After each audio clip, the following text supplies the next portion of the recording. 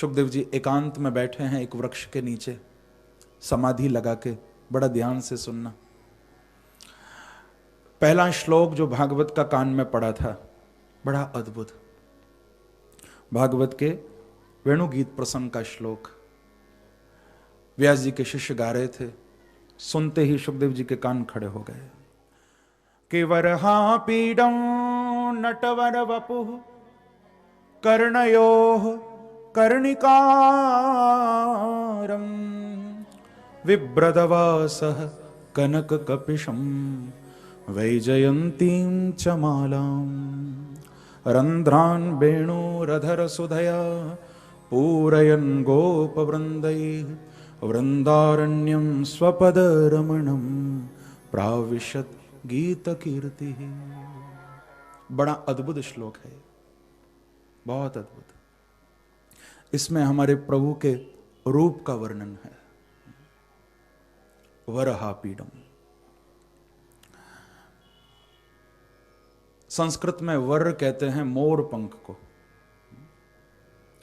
जिन प्रभु ने अपने माथे पर सुंदर मोर पंख धारण कर रखा है, और केवल हमारे कन्हैया ने नहीं, राम जी ने भी लगाया था मोर पंख। रामचरितमानस में गोस्वामी जी ने वर्णन किया है, मोर पंख सिर सोहत नीके। भगवान राम ने भी धारण किया, श्याम सुंदर ने भी धारण किया, बांके बिहारी ने भी लगाया था। इसके भी कई कारण हैं कि मोर पंख क्यों लगाया प्रभु ने।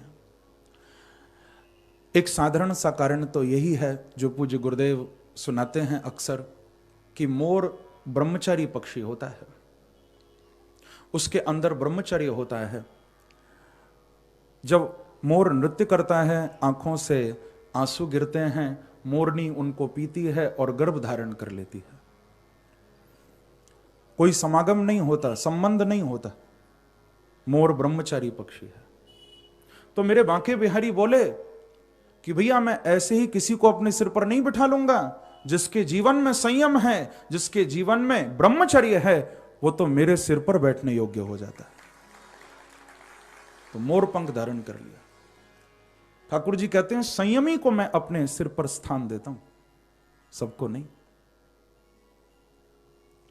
और दूसरा, ये जो मोर था, ये हमारी किशोरी जी का प्रिय मोर था, राधा रानी का।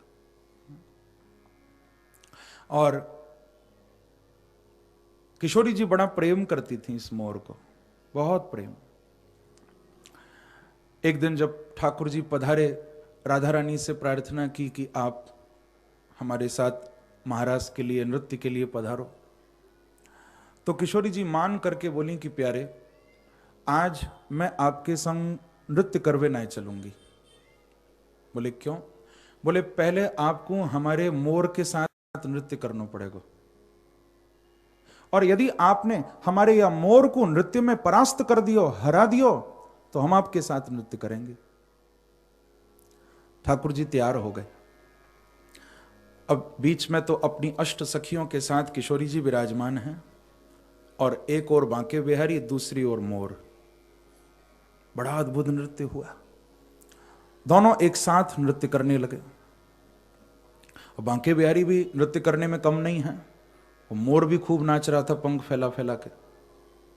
आपने देखा होगा हमारे ब्रज में जो रास मंडलियां होती हैं, उनमें ठाकुर जी मोर बन के भी नाचते हैं। बड़ा अद्भुत दृश्य होता है। तो वो मोर भी नृत्य कर रहे हैं, ठाकुर जी भी नृत्य कर रहे हैं।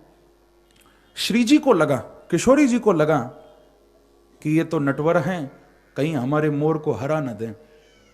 तो किशोरी जी ने अपनी कृपामयी दृष्टि अपने मोर पर डाल दी, और मोर पर जब राधा रानी की दृष्टि पड़ी तो भैया वो ऐसा नाचा कि उसने बांके बिहारी को हरा दिया। ठाकुर जी परास्त हो गए। अरे जिस पर किशोरी जी की कृपा दृष्टि पड़ जाए वो कैसे हार सकता है?